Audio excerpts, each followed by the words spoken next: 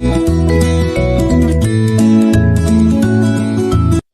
दोस्तों, हमारी इस वीडियो में आप लोगों का स्वागत है। दोस्तों, आज हम पढ़ने वाले हैं एडिपस रिक्स बाय सोफोक्लिस।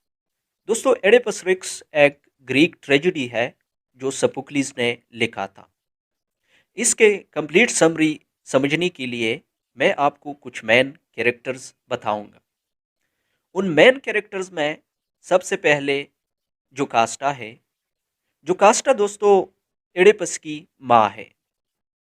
उसके अलावा किंग लाइस है, जो कास्टा का हस्बैंड। ये कहानी शुरू होती है थीब्स के शहर में। दोस्तों, एडिपस के पैदाइश से पहले किंग लाइस और जुकास्टा डेल्पिक ओरेकल्स के पास चले जाते हैं। दोस्तों, डेल्पिक ओरेकल्स उस वक्त में भविष्यवाणी बताता था। उन्होंने ये पेशनगोई की कि आप दोनों का एक बेटा पैदा होगा जो किंग लाइस को कत्ल करेगा और अपने माँ जुकास्टा से शादी करेगा। तो दोस्तों, ये दोनों ये बात सुन के बहुत खौफजदा हो जाते हैं और ये फैसला करते हैं कि एडिपस को कत्ल करेंगे। तो एडिपस शेपर्ड के हवाले कर देता है कि इसको किसी दूर पहाड़ पे लेके जाए और इसको कत्ल करे। शेपर्ड उसको एक पहाड़ पे ले के आता है, लेकिन शेपर्ड एडिपस को कत्ल नहीं करता, उस पे रहम आ जाता है और एडिपस एक शख्स के हवाले कर देता है जिसका नाम है मैसेंजर। दोस्तों, मैसेंजर एडिपस को लेके एक दूसरे शहर कोरिन्थ में आ जाता है। दोस्तों, कोरिन्थ शहर में पोलेबस किंग और उसकी वाइफ मेरूप रहती थी। ये दोनों जब एडिपस को देखते हैं तो उन्हें वो पसंद आ जाता है और उसे अपना बच्चा बना लेते हैं। जब एडिपस बड़ा हो जाता है तो एक दिन वो एक पार्टी में चला आता है और उस पार्टी में उसकी एक शख्स से लड़ाई हो जाती है। वो शख्स एडिपस को कहता है कि मेरूप और पोलेबस किंग आपके असली माँ बाप नहीं है। तो एडिपस वहां से निकलता है और पोलेबस किंग और मेरूप के पास चला जाता है। यहाँ आके एडिपस इन दोनों से पूछता है कि मेरे असली माँ बाप कौन है, मैं कहाँ से आया हूँ, मुझे बताओ। लेकिन पोलेबस किंग और मेरूप खामोश हो जाते हैं और वहां से एडिपस निकल जाता है। दोस्तों, अब एडिपस वहां से निकलता है और भागते भागते वो एक चौक पे पहुंचता है जहाँ पे उसे एक शख्स मिलता है जो असल में किंग लाइस है, लेकिन एडिपस को पता नहीं कि ये मेरा वालिद है। उससे कुछ सख्त कलामी होने के बाद आखिरकार एडिपस उसको कत्ल करता है और आखिर में एडिपस थीब्स पहुंचता है। दोस्तों, अब थीब्स में लोगों को एक वहशी जानवर यानी स्पिंक्स रिडल से बहुत बड़ा मसला है। स्पिंक्स रिडल हर किसी से सवाल करता है और जब वो जवाब नहीं दे पाता तो वो उन्हें मार देते हैं।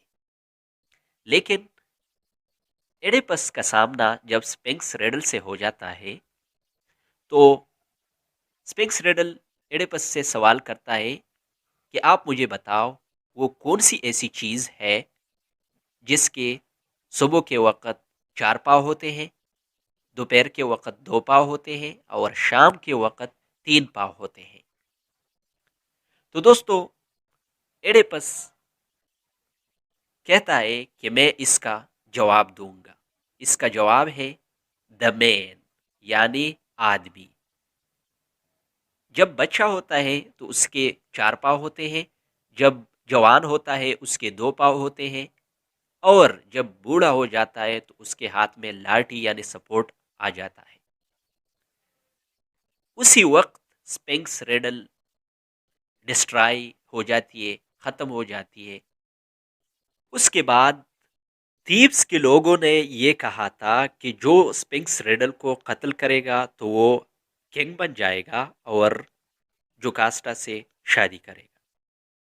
کیونکہ اس وقت میں تیبس کے لوگوں کا کوئی بادشاہ نہیں تھا، کنگ لائس قتل ہو چکا تھا، تو لہٰذا اب ایڈیپس تیبس کا بادشاہ بن جاتا ہے اور ساتھ میں جوکاسٹا سے شادی بھی کر لیتا ہے۔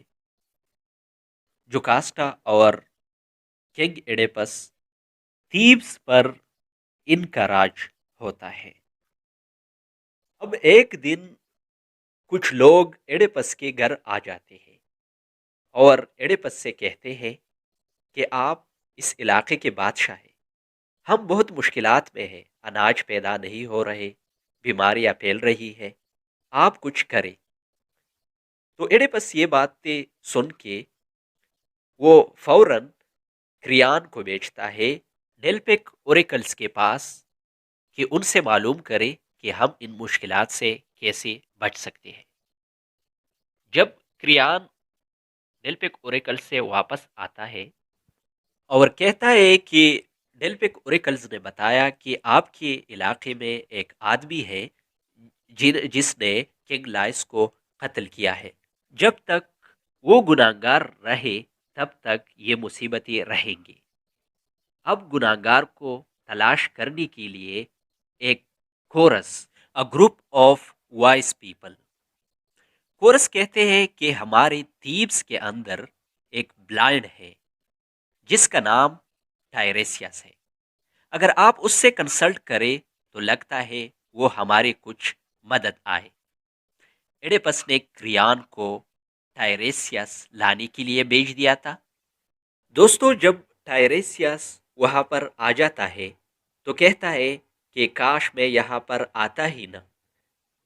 ایڈیپس اس کے ساتھ ہارڈ ڈسکشن کرتا ہے اور کہتا ہے تم کچھ چھپا رہے ہو، اس کے اندھے پن کا مذاق اڑاتا ہے۔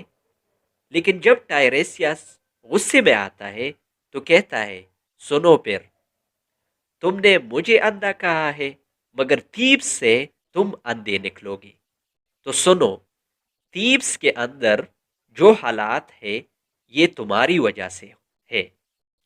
اور ایڈیپس اس پر الزام لگاتا ہے کہ تم جھوٹ بولتے ہو۔ جوکاسٹا آ جاتی ہے اور کہتی ہے تم اس کے باتوں پہ یقین نہ کرو، یہ ہمارے ساتھ پہلے بھی ہوا تھا۔ دوستو اسی دوران میسنجر تیبس آ جاتا ہے اور ایڈیپس سے کہتا ہے کہ پولیبس کنگ مر گیا ہے اور کورنتھ کے لوگ اب آپ کو بادشاہ بنانا چاہتے ہیں۔ میسنجر ایڈیپس سے یہ بھی کہتا ہے کہ پولیبس اور میروپ آپ کے ماں باپ نہیں ہیں۔ تو ایڈیپس میسنجر سے کہتا ہے کہ آپ مجھے بتاؤ کہ مجھے کنگ پولیبس اور میروپ نے کہاں سے لیا۔ میسنجر کہتا ہے کہ پہاڑوں میں مجھے کسی شیپرڈ نامی شخص نے مجھے دیا تھا کہ اس کو مارو نہیں بلکہ اس کو اپنے ساتھ رکھ لو، تو میں نے اسے کنگ پولیبس اور میروپ کے حوالے کر دیا تھا جنہوں نے تمہیں اپنا بیٹا مان لیا۔ ایڈیپس کہتا ہے کہ کیا تم اس شخص کو پہچان سکتے ہو جس نے مجھے تمہارے حوالے کیا تھا؟ میسنجر کہتا ہے کہ وہ ایک شیپرڈ تھا اور اس کا تعلق کنگ لائس کے خاندان سے تھا۔ اب شیپرڈ کو بلایا جاتا ہے اور وہ یہ پہچان لیتا ہے کہ ہاں، یہ بچہ یعنی ایڈیپس مجھے کنگ لائس نے دیا تھا اور میں نے اس کے پاؤں کو زخمی کیا تھا۔ لہٰذا یہ ثابت ہو جاتا ہے کہ ایڈیپس نے اپنے باپ کو مارا تھا اور اپنے ماں سے شادی کیا تھا۔ تو اسی دوران جوکاسٹا محل کے اندر چلی جاتی ہے اور وہ سوسائڈ کر لیتی ہے، جبکہ ایڈیپس اپنے آپ کو اندھا کر دیتا ہے اور آخر کار تیبس کے شہر سے اندھا ہو کے نکل جاتا ہے۔